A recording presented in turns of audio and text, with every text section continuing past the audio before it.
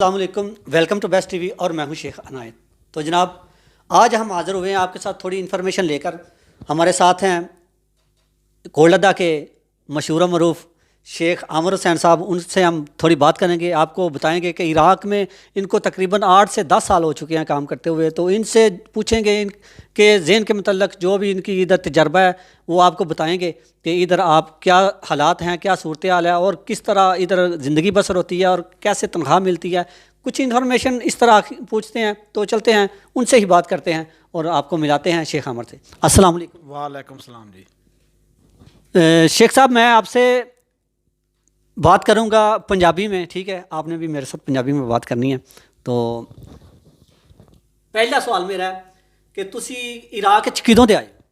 मैं इराक च सन 2010 ਦਾ ਆਇਆ। सन 2010 ਦੇ। तो दूसरा सवाल है मेरा कि तुसी इराक ਦੇ ਵਿੱਚ ਕੰਮ ਕਰ ਰਹੇ ਹੋ, ਤੁਹਾਨੂੰ ਮਾਲਕ ਰਿਹਾਇਸ਼ ਦੇ ਰਹੇ ਨੇ ਜਾਂ ਤੁਸੀਂ ਆਪਣੀ ਰਿਹਾਇਸ਼ ਤੇ ਰਹਿ ਰਹੇ ਹੋ? ਤੇ ਇੱਕ ਮਿੰਟ, ਮੇਰਾ ਸਵਾਲ ਪੂਰਾ ਹੋ ਰਿਹਾ ਫਿਰ ਤੁਹਾਨੂੰ ਜਵਾਬ ਦੇਣਾ। ਤੁਸੀਂ ਮਾਲਕ ਰਿਹਾਇਸ਼ ਤੇ ਰਹੇ ਨੇ ਕਿ ਆਪਣੀ ਰਿਹਾਇਸ਼ ਤੇ ਰਹਿ ਰਹੇ ਹੋ, ਜਾਂ ਤੁਹਾਨੂੰ ਖਾਣ ਪੀਣ ਮਾਲਕ ਦਿੰਦੇ ਨੇ ਜਾਂ ਤੁਸੀਂ ਆਪਣਾ ਕਰ ਰਹੇ ਹੋ? ਇਹ ਦੋ ਚੀਜ਼ਾਂ ਦਾ ਮੈਨੂੰ ਜਰਾ ਥੋੜਾ। ਜੀ ਠੀਕ ਸਵਾਲ ਤੁਸੀਂ ਪੁੱਛਿਆ ਹੈ। ਇਹ ਸਾਨੂੰ ਰਿਹਾਇਸ਼ ਮਾਲਕ ਦੇ ਰਹੇ ਨੇ, ਖਾਣ ਪੀਣ ਸਾਨੂੰ ਮਾਲਕ ਦੇ ਰਹੇ ਨੇ, ਰਿਹਾਇਸ਼ ਵੀ ਮਾਲਕਾਂ ਦੀ ਹੈ, ਸਾਰਾ ਖਰਚਾ ਸਾਡਾ ਮਾਲਕਾਂ ਦਾ। ਸੈਲਰੀ ਸਾਨੂੰ ਮਿਲਦੀ ਹੈ 400 $450। और बाकी जो भी साडा खर्चा है वो साडा मालका उठाया हुआ है, चुकया हुआ है, यानी कि मालका साडा सानूं देंदे ने हर शय। और इस तो इलावा ਤੁਹਾਨੂੰ ਮੈਂ ਪੁੱਛਣਾ ਚਾਹਾਂਗਾ, ਤੁਹਾਨੂੰ ਤਕਰੀਬਨ 2010 ਤੋਂ ਤੁਸੀਂ ਕੰਮ ਕਰ ਰਹੇ ਹੋ, 10 ਸਾਲ ਹੋ ਗਏ ਨੇ, ਤੇ ਤੁਸੀਂ ਜ਼ਿਆਰਤ ਦੇ ਵੀਜ਼ੇ ਤੇ ਆਉਂਦੇ ਹੋ, ਤੇ ਅਗਰ ਤੁਸੀਂ ਬਾਹਰ ਨਿਕਲੋ ਤੁਹਾਨੂੰ ਕੋਈ ਪਰੇਸ਼ਾਨੀ ਹੁੰਦੀ ਹੈ ਜਾਂ ਤੁਸੀਂ ਆਜ਼ਾਦ ਘੁੰਮ ਫਿਰ ਸਕਦੇ ਹੋ? ਕੋਈ ਮੁਸ਼ਕਲਾਤ ਦਾ ਸਾਹਮਣਾ ਬਾਹਰ ਨਿਕਲਿਆ, ਇਹ ਤੁਸੀਂ ਥੋੜੀ ਰੋਸ਼ਨੀ। ਜੀ ਅਸੀਂ ਨਹੀਂ ਬਾਹਰ ਨਿਕਲੀਏ ਫਦੇਏ, ਆਪਣੀ ਜੇਬ 'ਚ ਜਾਣਾ ਹੈ। ਮਾਲਕ ਸਾਡਾ ਕੋਈ ਵਸੂਲ ਨਹੀਂ ਹੈ, ਸਹੀ ਗੱਲ ਕਰ ਰਹੇ ਹਾਂ। ਇੱਥੇ ਜੋ ਵੀ ਬੰਦਾ ਬਾਹਰ ਫਿਰੇ ਟੁਰੇਗਾ, ਯਾਨੀ ਕਿ ਕੰਮ ਤੋਂ ਬਾਅਦ ਪੁਲਿਸ ਫੜ ਲੈਗੀ, ਮਾਲਕਾ ਮਗਰ ਨਹੀਂ ਜਾਣਾ। ਉਹ ਤੁਹਾਡੀ ਆਪਣੀ ਸਿਰ ਪੀੜੇ, ਤੂੰ ਆਪਣੀ ਜੇਬ ਵਿੱਚੋਂ ਪੈਸੇ ਲੈ ਕੇ ਤੂੰ ਜਾਣਾ। ਇਹਦਾ ਕਹਿਣ ਦਾ ਮਤਲਬ ਹੈ ਤੁਸੀਂ ਜਦੋਂ ਆਉਂਦੇ ਹੋ ਇੱਥੇ ਆ ਕੇ ਕੰਮ ਤੇ ਲੱਗ ਜਾਂਦੇ ਹੋ, ਤੁਸੀਂ ਮਾਲਕ ਦੇ ਮੁਤਾਬਕ ਰਹਿਣਾ ਹੈ। ਮਾਲਕ ਤੁਹਾਨੂੰ ਕਹਿਣਾ ਹੈ ਕਿ ਜਾਓ, ਤੁਸੀਂ ਜਾ ਸਕਦੇ ਹੋ, ਆਪਣੇ ਆਪ ਤੁਸੀਂ ਬਾਹਰ ਨਹੀਂ ਜਾ ਸਕਦੇ। ਹਾਂਜੀ, ਜਦੋਂ ਜਾਣਾ ਕੰਮ ਤੋਂ ਫਰਕ ਹੋ ਜਾਣਾ, ਸਾਨੂੰ ਛੁੱਟੀ ਹੋ ਗਈ ਹੈ, ਆ ਮਾਲਕਾਂ ਨੂੰ ਪੁੱਛਣਾ ਹੈ ਕਿ ਅਸੀਂ ਇਸ ਵਕਤ ਬਾਹਰ ਜਾ ਸਕਨੇ ਜਾਂ ਕਿ ਨਹੀਂ ਜਾ ਸਕਦੇ। ਮਾਲਕ ਆਖਣਾ ਤੇ ਹਾਂ ਜਾਣਾ ਹੈ, ਮਾਲਕ ਆਖਣਾ ਤੂੰ ਨਹੀਂ ਜਾਣਾ ਬਾਹਰ, ਹਾਂ ਬਾਹਰ ਨਹੀਂ ਜਾਣਾ। ਸਹੀ ਹੈ। ਤੇ ਉਸ ਤੋਂ ਬਾਅਦ ਅਗਰ ਇਹ ਇੱਕ ਹਿਸਾਬ ਇਹ ਹੀ ਹੋ ਗਿਆ ਕਿ ਤੁਸੀਂ ਇੱਕ ਕਮਰੇ ਦੇ ਵਿੱਚ ਹੀ ਤੁਸੀਂ ਜ਼ਿੰਦਗੀ ਗੁਜ਼ਾਰ ਰਹੇ ਹੋ, ਤੁਸੀਂ ਆ ਕੇ ਜਿੱਥੇ ਕੰਮ ਤੇ ਲੱਗਦੇ ਹੋ ਉਸੇ ਕਮਰੇ ਦੇ ਵਿੱਚ 10 ਸਾਲ 5 ਸਾਲ ਜਿੰਨੀ ਤੇ ਰਹਿਣਾ, ਇੱਕ ਕਮਰੇ ਦੇ ਵਿੱਚ ਰਹਿਣਾ? ਹਾਂਜੀ, ਅਸੀਂ ਜਿੰਨਾ ਚਿਰ ਰਹਿਣਾ, ਅਸਾਂ ਜਿਵੇਂ ਇੱਕ ਬੰਦਾ ਕੈਦੀ ਨਹੀਂ ਹੁੰਦਾ, ਕੈਦੀ ਇਰਾਕ ਦੇ ਇਹ ਅਸੂਲ ਹੈ ਕਿ ਬੰਦਾ ਕੈਦ ਵਿੱਚ, ਕੋਈ ਸਹੂਲਤ ਨਹੀਂ ਹੈ ਬਾਹਰ ਜਾਣ ਦੀ, ਕੋਈ ਨਹੀਂ ਕਿ ਬੰਦਾ ਬਾਹਰ ਜਾ ਕੇ ਫਿਰ ਸਕੇ। ਕੰਮ ਤੋਂ ਕਮਰੇ ਤੋਂ ਕੰਮ ਤੇ, ਬਸ ਇਹ ਕੰਮ ਹੈ। ਮੈਂ ਨਾ ਜੋ ਬੰਦਾ ਵੀ ਇਰਾਕ ਆਵੇਗਾ ਹੁਣ, ਕਿ ਸਾਡੀ ਤਾਂ ਮੰਨੇ ਕਿ ਇਰਾਕ ਨਾ ਆਵੇ, ਕਿਸੇ ਆਜ਼ਾਦ ਮੁਲਕ ਲਗਾ ਜਾਏ, ਅੱਛਾ ਮੁਲਕ, ਬੰਦਾ ਕੰਮ ਤੋਂ ਫਾਰਗ ਹੋਏ, ਬੰਦਾ ਬਾਹਰ ਫਿਰੇ ਟੁਰੇ, ਜ਼ਿਹਨ ਫਰੈਸ਼ ਹੋ ਜਾਂਦਾ।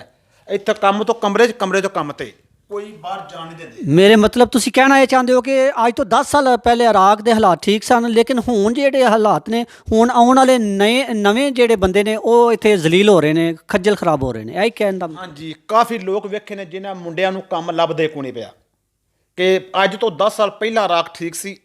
ਜੋ ਅੱਜ ਦਾ ਦੌਰ ਹੈ, ਇਰਾਕ ਬਿਲਕੁਲ ਬੇਕਾਰ ਹੈ। ਤੇ ਕੁਝ ਲੋਕ ਕਹਿੰਦੇ ਨੇ ਵੀਡੀਓ ਵੇਖ ਕੇ ਕਿ ਤੁਸੀਂ ਉੱਥੇ ਕੰਮ ਕਰ ਰਹੇ ਹੋ ਲੇਕਿਨ ਦੂਸਰੇ ਲੋਕਾਂ ਨੂੰ ਆਉਣ ਤੋਂ ਡੱਕਦੇ ਹੋ, ਤੇ ਉਹਨਾਂ ਵਾਸਤੇ ਕੀ ਤੁਹਾਡਾ ਪੈਗਾਮ? ਮੈਂ ਨਾ ਜਿਹੜਾ ਆਂਦਾ ਨਾ ਤੁਸੀਂ ਲੱਗੇ ਤੁਸੀਂ ਨਹੀਂ ਆਂਦੇ, ਉਹ ਆ ਹੀ ਇਰਾਕ, ਉਹ ਵੀ ਆ ਕੇ ਆਪਣਾ ਮਜ਼ਾ ਚੱਖ ਲਵੇ। ਪਹਿਲਾਂ ਕੰਮ ਹੋਰ ਸੀ, ਹੁਣ ਇਰਾਕ ਦੇ ਹਾਲਾਤ ਹੋਰ ਨੇ। ਮੈਂ ਵੀ ਆਪਣੀ ਅੱਖੀ ਕਈ ਲੋਕ ਵੇਖੇ ਨੇ ਕਿ ਇੱਥੇ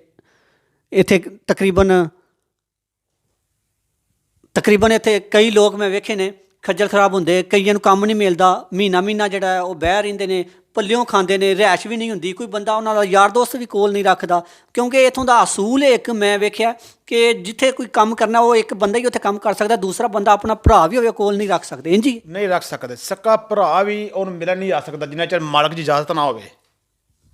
ਇਹ ਬਿਲਕੁਲ। ਤੇ ਉਹ ਇਸ ਤਰ੍ਹਾਂ ਕਈ ਬੰਦੇ ਮੈਂ ਖੱਜਲ ਹੁੰਦੇ ਵੇਖੇ ਨੇ, ਤੇ ਇਸ ਵਾਸਤੇ ਸਾਰਿਆਂ ਨੂੰ ਚਾਹੀਦਾ ਕਿ ਬਹੁਤ ਸੋਚ ਸਮਝ ਕੇ ਇਹ ਫੈਸਲਾ ਲਵੋ। ਅਗਰ ਕੋਈ ਆਉਣਾ ਚਾਹੁੰਦਾ ਹੈ ਤਾਂ ਬੜਾ ਸੋਚ ਸਮਝ ਕੇ ਆਏ। ਤੇ ਤੁਹਾਡਾ ਕੀ ਇਸ ਮੁਤਲਕ ਕਹਿਣਾ? ਮੈਂ ਨਾ ਜਿਹੜਾ ਨਵਾਂ ਆਵੇਗਾ ਆਪਣੇ ਦਿਲ 'ਤੇ ਪੱਥਰ ਰੱਖ ਕੇ ਆਵੇ, ਇਹ ਨਾ ਆਖੇ ਕਿ ਮੇਰਾ ਅੱਗੇ ਭਾਈ ਹੈ ਜਾਂ ਮੇਰਾ ਚਾਚਾ ਦਾ ਪੁੱਤਰ ਜਾਂ ਮੇਰਾ ਕੋਈ ਭਰਾ ਹੈ। ਕੋਈ ਬੰਦਾ ਨਹੀਂ ਰਾਤ ਰੱਖਦਾ। ਪਹਿਲੇ ਨੰਬਰ 'ਤੇ ਕੰਮ ਹੀ ਨਾ ਬੰਦਿਆਂ ਨੂੰ ਲੱਭਦਾ ਪਿਆ। ਜੋ ਭਰਾ ਜਿਹਨੂੰ ਨਵੇਂ ਬੰਦੇ ਕੰਮ ਲੱਭਦਾ $200 $250 $200 ਤੋਂ ਕੰਮ ਤੋਂ ਇਲਾਵਾ ਬੰਦੇ ਤਨਖਾਹ ਨਹੀਂ ਦਿੰਦੇ ਇਰਾਕੀ। ਸਾਡੇ ਮੰਨਣ ਤੇ ਬਿਲਕੁਲ ਰਾਖ ਨਾ ਆਉਣ, ਕਿਸੇ ਆਜ਼ਾਦ ਮੁਲਕ ਚਲੇ ਜਾਣ। ਏਜੰਟਾਂ ਤੇ ਆਖਣਾ ਵੀ ਤੁਸੀਂ ਆ ਜਾਓ, ਏਜੰਟਾਂ ਆਪਣੇ ਪੈਸੇ ਨਹੀਂ ਲੈਣੇ ਨੇ, ਉਹਨਾਂ ਲੈ ਕੇ ਰਾਖ ਵਾਰ ਦੇਣਾ, ਕੰਮ ਸ਼ਾਮ ਦੀ ਜ਼ਿੰਮੇਵਾਰੀ ਨਹੀਂ ਲੈਂਦੇ। ਉਹਨਾਂ ਰਾਖ ਵਾਰ ਕੇ ਛੱਡ ਦੇਣਾ, ਬਾਅਦੋਂ ਬੰਦਾ ਜ਼ਲੀਲ ਹੁੰਦੇ ਫਿਰਦੇ ਨੇ, ਕਈ ਪੁਲਿਸ ਫੜ ਲੈਂਦੀ ਹੈ, ਕਈ ਵਿਚਾਰੇ ਅੰਦਰ ਗਲ ਜਾਂਦੇ ਨੇ, 6-6 ਮਹੀਨੇ ਸਜ਼ਾ ਹੋ ਜਾਂਦੀ ਹੈ। ਫਿਰ ਬੰਦਾ 2 ਲੱਖ ਲਾ ਕੇ ਆਵੇਗਾ, ਫਿਰ 2.5 ਲੱਖ ਲਾ ਕੇ ਜਾਏਗਾ, ਕੋਈ ਫਾਇਦਾ ਨਹੀਂ ਹੈ। ਦੁਬਈ ਮੇਰੀ ਮੰਨਣ ਤੇ ਦੁਬਈ ਲੱਗਾ ਜਾਣ, ਦੁਬਈ ਸਾਊਦੀਆ ਆਜ਼ਾਦ ਮੁਲਕ ਅੱਛਾ ਹੈ।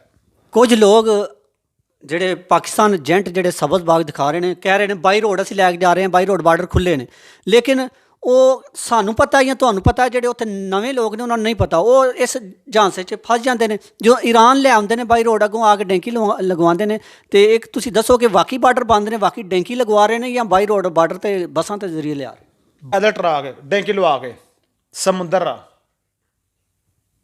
ਯਾਨੀ ਕਿ ਪੈਦਲ ਤੋੜਦੇ ਨੇ, ਅੱਗੋਂ ਬੰਦੇ ਫੱਦ ਜਾਣ ਨਾ ਫਦੀਨ, ਉਹਨਾਂ ਦੇ ਸਿਰ ਪਰ ਮੁੱਕ ਜਾਂਦੀ ਹੈ। ਏਜੰਟਾਂ ਦੇ ਆਪਣੇ ਪੈਸੇ ਨਹੀਂ ਲੈਣੇ ਨੇ। 2-3 ਮਹੀਨੇ ਮੇਰੀ ਮੰਨਣ, 4 ਮਹੀਨੇ ਮਰਮਾ ਤੱਕ ਕੋਈ ਬੰਦਾ ਨਾ ਹੋਣਾ ਰਾਖ ਆਵੇ, ਜਿਹੜਾ ਮਰਜ਼ੀ ਏਜੰਟ ਕੋ ਤੁਹਾਨੂੰ ਆਖੇ ਨਾ ਸਾਨੂੰ ਇੰਨੇ ਪੈਸੇ ਦਿਓ ਵੀ ਤੁਹਾਡਾ ਬੰਦਾ ਹੀ ਪਾ ਕਰਾਣੇ ਆ, ਜੇ ਕਰੇ ਉਹ ਕਿਸੇ ਏਜੰਟ ਦੇ ਨਾਲ ਗੱਲ ਮੰਨਣ। ਸਾਰੇ ਏਜੰਟ ਮੈਨੂੰ ਵਹਿੰਦੇ ਪੈਣੇ, ਮੈਨੂੰ ਕਿਸੇ ਏਜੰਟ ਦਾ ਡਰ ਨਹੀਂ ਹੈ। ਸਹੀ ਹੈ ਕਿ ਨਹੀਂ? ਮੈਂ ਇਸ ਤੋਂ ਬਾਅਦ ਤੁਹਾਡੇ ਕੋਲ ਇਹ ਪੁੱਛਣਾ ਚਾਹਾਂਗਾ ਕਿ ਜੋ ਲੋਕ ਇਰਾਕ ਲਿਆ ਰਹੇ ਨੇ, ਜਿਹੜੇ ਏਜੰਟ ਸਬਜ਼ ਬਾਗ ਦਿਖਾ ਕੇ ਪਾਕਿਸਤਾਨ ਨੂੰ, ਕਈਆਂ ਲੋਕਾਂ ਨੂੰ ਨਹੀਂ ਪਤਾ ਕਿ ਡੈਂਕੀ ਲਗਾ ਰਹੇ ਨੇ।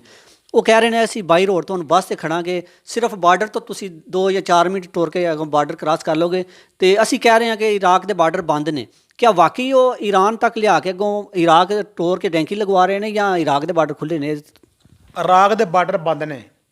ਇਰਾਨ ਦਾ ਵੀਜ਼ਾ, ਇਰਾਨ ਤੱਕ ਵੀਜ਼ਾ ਲੱਗਦਾ, ਅੱਗੋਂ 2-3 ਦਿਨ ਪੈਦਲ ਟਰਾਉਂਦੇ ਨੇ ਲੜਕਿਆਂ ਨੂੰ, ਮੁੰਡਿਆਂ ਨੂੰ, ਉਹਨਾਂ ਦੇ ਪੈਰਾਂ ਥੱਲੇ ਛਾਲੇ ਬਣ ਗਏ ਨੇ, ਖੂਨ ਨਿਕਲਦਾ ਪਿਆ। ਉਹ 2-3 ਦਿਨ ਮੰਜੀ ਤੋਂ ਨਹੀਂ ਉੱਠਦੇ। ਕੋਈ ਗੱਲ ਨਹੀਂ ਐਸੀ ਹੈ ਕਿ ਏਜੰਟਾਂ ਕੋਲ ਕੋਈ ਬੱਸਾਂ ਟੋੜਾਂਗੇ, 2 ਮਿੰਟ ਪੈਦਲ ਟੋੜਾਂਗੇ, 2-3 ਦਿਨ ਮੁੰਡੇ ਪੈਦਲ ਟੁੱਟਦੇ ਰਹਿੰਦੇ ਨੇ। ਮੇਰੀ ਮੰਨਣ, ਕਿਸੇ ਏਜੰਟ ਦੀ ਗੱਲ ਨਾ ਮੰਨਣ, ਆਪਣਾ ਉੱਥੇ ਜੋ ਕੁਝ ਹੈ ਕਿਸੇ ਵੀਜ਼ੇ ਵਾਲੇ ਮੁਲਕ ਜਾਣ। ਜੇ ਕੋਈ ਜਹਾਜ਼ ਦਾ ਬੰਦਾ ਇਰਾਕ ਆ ਜਾਏ ਤੇ ਆ ਜਾਏ, ਇਰਾਨ ਰਾ ਵਿੱਚੋਂ ਹੀ ਡੈਂਕੀ ਲੈ ਕੇ ਕੋਈ ਬੰਦਾ ਨਾ ਆਵੇ। ਸਾਡੇ ਮਾੜੇ ਭਰਾ ਸਾਡੇ ਨੇ, ਜੋ ਮਾੜਾ ਉਹੀ ਇਰਾਕ ਆਉਂਦਾ, ਜਿਹੜਾ ਤਗੜਾ ਬੰਦਾ ਕਿਸੇ ਇਰਾਕ ਆਉਣਾ ਕਿ ਨਹੀਂ ਜੀ। ਸਾਡੇ ਮੰਨਣ ਕੋਈ ਬੰਦਾ ਨਾ ਆਵੇ ਇਰਾਕ ਦੇ ਵਿੱਚ ਹੁਣ ਆ 2-4 ਮਹੀਨੇ। ਜੋ ਮਰਜ਼ੀ ਤੁਹਾਨੂੰ ਕੋਈ ਏਜੰਟ ਆਖੇ ਵੀ ਸਾਨੂੰ ਪੈਸੇ ਦਿਓ ਪਹਿਲਾਂ ਜਾਂ ਬਾਅਦ ਦਿਓ ਜਾਂ ਉੱਥੇ ਪਰਖ ਪੈਸੇ ਦਿਓ, ਕੋਈ ਐਸੀ ਗੱਲ ਨਹੀਂ ਹੈ। ਇਰਾਕ ਦੇ ਵੀਜ਼ੇ 2-3 ਮਹੀਨੇ ਬੰਦ ਨੇ। ਤੁਹਾਡੇ ਕੋਲ ਆਖਰੀ ਸਵਾਲ ਮੈਂ ਹੁਣ ਪੁੱਛ ਰਿਹਾ ਕਿ ਤੁਸੀਂ ਮਾਸ਼ਾਅੱਲਾ 10 ਸਾਲ ਤੋਂ ਇੱਥੇ ਕੰਮ ਕਰ ਰਹੇ ਹੋ, ਅਤੇ ਤੁਸੀਂ ਆਪਣੇ ਤਜਰਬੇ ਦੇ ਮੁਤਾਬਕ ਇਹ ਦੱਸੋ ਕਿ ਜਿਹੜੇ ਹੁਣ ਬੰਦੇ ਇੱਥੇ ਆ ਰਹੇ ਨੇ, ਜਿਹੜੇ ਡੈਂਕੀ ਲਗਾ ਕੇ ਆ ਰਹੇ ਨੇ, ਉਹਨਾਂ ਨੂੰ ਇੱਥੇ ਕੀ ਮੁਸ਼ਕਿਲਾਂ ਦਾ ਸਾਹਮਣਾ ਕਰਨਾ ਪੈ ਜਾਂਦਾ? ਪਹਿਲੇ ਨੰਬਰ 'ਤੇ ਵੀ ਉਹ ਨਵੇਂ ਮੁੰਡਿਆਂ ਨੂੰ ਕੰਮ ਨਹੀਂ ਲੱਭਦਾ। ਦੂਜੇ ਨੰਬਰ 'ਤੇ ਉਹਨਾਂ ਨੂੰ ਅਰਬੀ ਨਹੀਂ ਆਉਂਦੀ। ਦੂਸਰੇ ਨੰਬਰ 'ਤੇ ਅਰਬੀ ਨਹੀਂ ਆਉਂਦੀ, ਅਤੇ ਤੀਸਰੇ ਨੰਬਰ 'ਤੇ ਤਨਖਾਹਾਂ ਉੱਕਾ ਨਹੀਂ ਦੇ ਰਿਹਾ ਕੋਈ ਇਰਾਕੀ, ਬਲਕਿ ਰੱਖਦੇ ਨਹੀਂ ਜਾਂ ਡੈਂਕੀ ਵਾਲੇ ਬੰਦਿਆਂ ਨੂੰ। ਤਨਖਾਹ ਆਏ ਵੇ ਜਿਹੜਾ ਪੁਰਾਣਾ ਉਹਦੀ 400 ਵੇ, ਜਿਹੜਾ ਨਵਾਂ ਲੜਕਾ ਹੈਗਾ ਉਹਨੂੰ 150, $200 ਤਾਂ ਮੈਂ ਮੁੰਡੇ ਕੰਮ ਲੱਗੇ ਵੇਖੇ ਨੇ, $200 ਤੋਂ ਕਿ ਸਾਨੂੰ ਕੋਈ ਕੰਮ ਤਾਂ ਰੱਖ ਲਵੇ ਕਿ ਰਿਹਾਇਸ਼ ਨਹੀਂ ਲੱਭਦੀ। ਰਿਹਾਇਸ਼ ਤੇ ਕੋਲੋਂ ਵਿਚਾਰੇ $200 ਤੋਂ ਕੰਮ ਤਾਂ ਰਹਿ ਰਹੇ, ਜ਼ਲੀਲ ਹੋ ਰਹੇ ਨੇ, ਆਪਣੇ ਪੈਸੇ ਪੂਰੇ ਕਰਕੇ ਉਹ ਪਿੱਛੇ ਜਾ ਰਹੇ ਨੇ। ਮੇਰੀ ਮੰਨ ਤੇ ਫਿਰ ਵੀ ਆਖਰਲੇ ਮੈਂ 12 ਨਾ ਕੋਈ ਬੰਦਾ ਰਾਖ ਨਾ ਆਵੇ 2-4 ਮਹੀਨੇ ਮਰਮਾ ਤੱਕ। ਮਰਮਾ ਤੋਂ ਬਾਅਦ ਹੋ ਸਕਦਾ ਮੈਂ 100% ਇਰਾਕ ਦੇ ਹਾਲਾਤ ਠੀਕ ਹੋ ਜਾਂਦੇ इंशाल्लाह। चलो जी, इस तो बाद सानू दो इजाज़त। अपना बहुत सारा ख्याल रखिएगा और अपनी दुआ में मुझे भी याद रखिएगा और शेख साहब को भी याद रखिएगा। फिर मिलेंगे किसी अच्छी सी इन्फॉर्मेशन के साथ और अच्छी वीडियो के साथ। तब तक के लिए अल्लाह हाफिज़, अल्लाह निगहबान।